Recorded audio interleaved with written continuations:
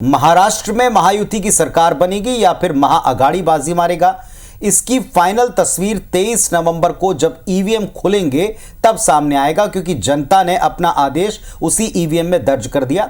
लेकिन जैसे ही वोटिंग खत्म होती है तो जनादेश के पहले मीडिया चैनल्स और एजेंसीज मिलकर एग्जिट पोल्स के जरिए आंकड़ों के द्वारा उसकी एक तस्वीर बनाने की कोशिश करते हैं कि कैसी सरकार रह सकती है। बिल्कुल, और इसी एग्जिट पोल के मुताबिक महाराष्ट्र में महायुति की सरकार बनती नजर आ रही है। आपको हर एग्जिट पोल को पूरे ग्राफिक के माध्यम से समझाएंगे। आपको बता दें कि मैट्रिक्स के मुताबिक महाराष्ट्र में महायुति को 150 से 160 सीट मिलती नजर आ रही है। इसी तरह से अगर आप देखें तो महाअघाड़ी को 110 से 130 सीटें मिलने का अनुमान मैट्रिक्स ने लगाया है। अन्य के खाते में 8 से 10 सीटें यहां पर इनके मुकाबले नजर आ रही है। इसी तरह आप देखें जरा टेलीविजन स्क्रीन के ऊपर जो पी मार्क का सर्वे है वो कहता है कि एनडीए के खाते में, यानी जो वहां पर जिस महायुति की हम बात कर रहे हैं, वो 137 से 157 सीटें ला सकती है, जबकि महाविकास अघाड़ी जिसमें कांग्रेस पार्टी और दो टूटी हुई पार्टियों के अंश हैं, वो 126 से 146 सीटें ला सकते हैं और अन्य के खाते में 2 से 8 सीटें जा सकती हैं। इसके बाद तीसरे नंबर पर आप देख पा रहे होंगे चाणक्य ने जो आंकड़े सामने रखे हैं। महाराष्ट्र में एनडीए गठबंधन को यहां पर 152 से 160 सीट का अनुमान लगाया गया, तो वहीं विपक्षी गठबंधन यानी कि महाविकास अघाड़ी दल को 126 से 146 सीट चाणक्य के द्वारा दिया गया। 6 से 8 सीट अन्य को भी यहां पर नजर आ रहे हैं।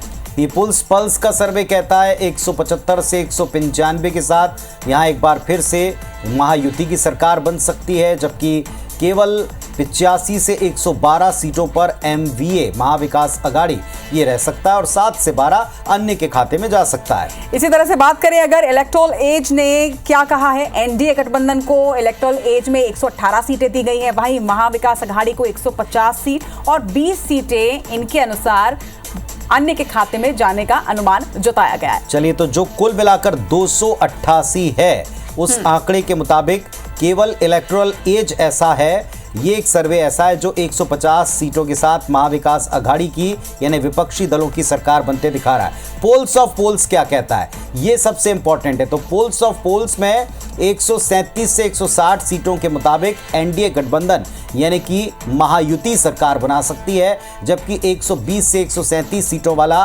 एमवीए गठबंधन थोड़ा पीछे रहता दिख रहा है और 10 से 14 जो सहयोगी हैं, अदर्स हैं, अन्य पार्टियां हैं, वो किस तरफ जाएंगे, क्या वो कहीं जाकर कुछ सरकार बना सकते हैं, इसके गणित आ सकते हैं अगर पोल्स ऑफ पोल में दिखाई तस्वीर में थोड़ा ऊपर नीचे हो। लेकिन फिलहाल भारतीय जनता पार्टी के लिए, एनडीए के लिए थोड़ी राहत यहां इस सर्वे में दिखाई पड़ रही।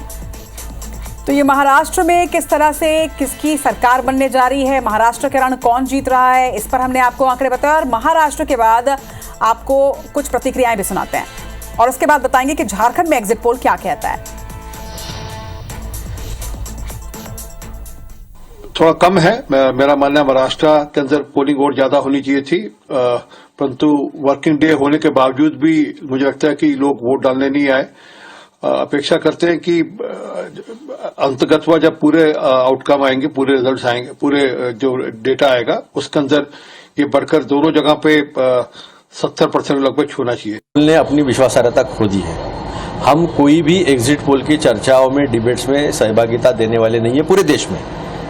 और एक बात तय है, हमारा एग्जैक्ट पोल पे विश्वास है और हमारा एग्जैक्ट पोल महाविकास आघाड़ी की कंफर्टेबल मेजोरिटी के साथ सरकार आ रही है।